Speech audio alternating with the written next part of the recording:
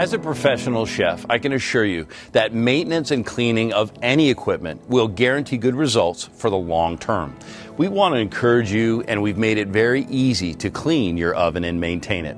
When it's cool, it's time to get it cleaned up after use, and regular cleaning will ensure that. The brush we've provided will allow you to clean the bricks inside and keep your cooking surface ready to use at all times. The only removable element out of the box is the chimney, and we did that intentionally. The reason we did that is so you could simply clean it. Little soap and warm water, let it air dry. You don't want to allow creosote or soot to build up on the chimney. Keep it clean so that you don't have any of it coming down on the outside or inside on your food. Because the oven is self-cleaning, the nice thing is those ceramic bricks inside, they never have to be removed. So once you put them in place, you don't have to touch them again.